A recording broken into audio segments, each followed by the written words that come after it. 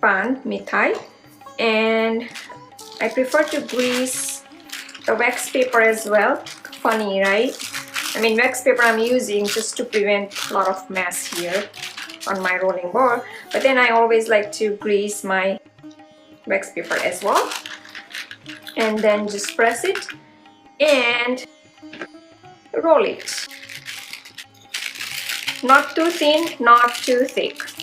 You want to keep it nice and pliable.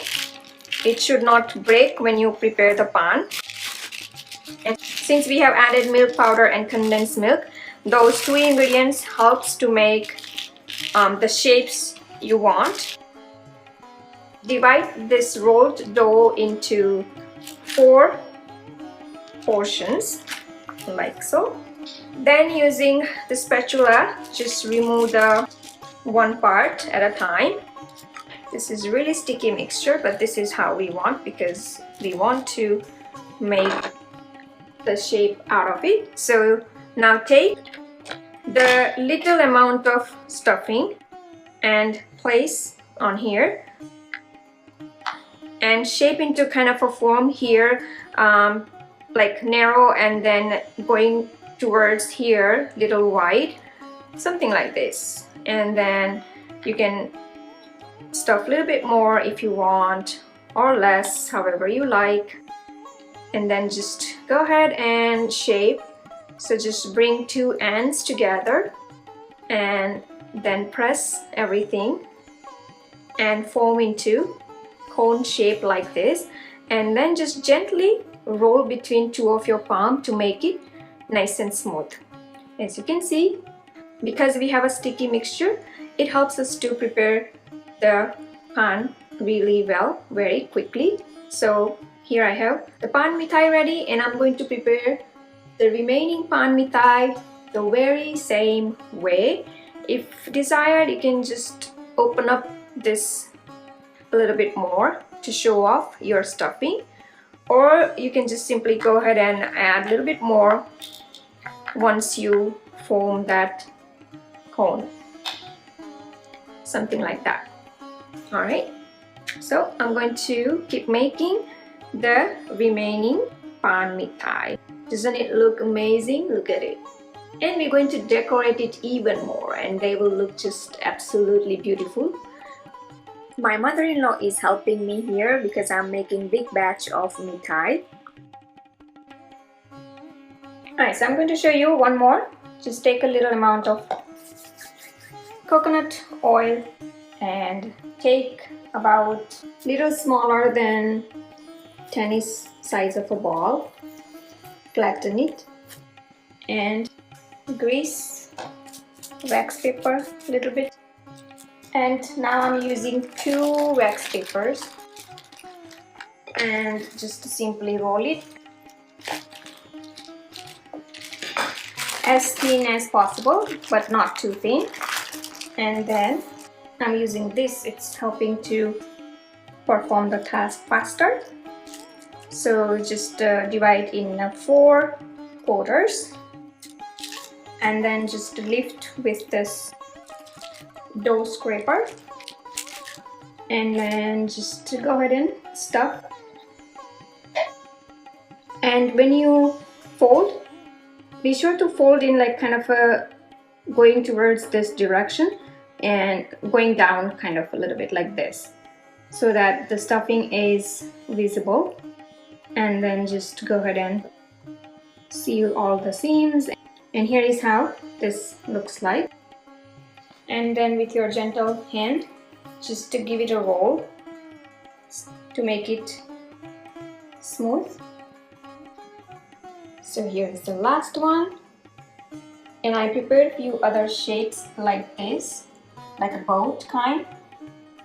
So the pan shape mithai is ready, and now I'm going to show you how easy it is to prepare pan laddus. Look at this amazing, beautiful looking pan laddus.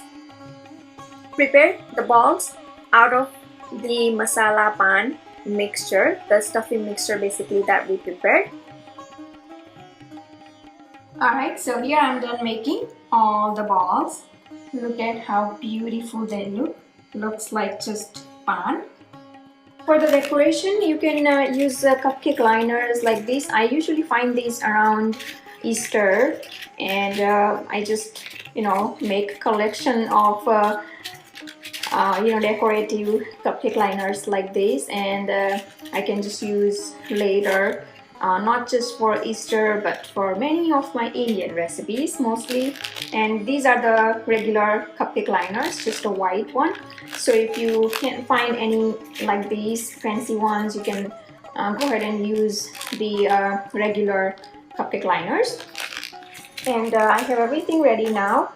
The base for the pan, our pan laddu, and for the rolling here I have the coconut, and this is a dry coconut powder. So I'm going to take one small plate, and here I have the ice cream scoop I'm going to use just for the purpose of same size of balls. So take the amount the way you want, whether you want to prepare small balls or the big balls, small laddus or big laddus basically, and then just make a dent in the middle like this, and just go ahead and pop our pan laddu in it, and then just wrap around. And pretty easy to make pan laddus. Just make it as much smooth as you can. Look at this, looks amazing. And just roll into coconut. You can also use silver warak, edible silver warak, for the great look, or you can just keep them as it is. But here is how it looks like with the rolled into dry coconut. So our one pan laddu is ready, and the same way I'm going to prepare the remaining laddus. Just as I said, place them in to the cupcake liner and continue making the remaining laddus. So this setting actually works really great for me, using ice cream scoop and prepare the laddus. As you can see, without any ghee, laddus turns out amazing, nice and smooth. So just lightly roll into coconut. Here I have the white one, the white cupcake liner. So just going to use both kinds. Then top it up with cherry. If you have some cherry on hand, look at how amazing it looks. And now it's fun part. Here I have edible silver leaf, which is known as warak in India. Totally optional. As you can see, these sweets are looking yummy just as it is. I mean, very inviting.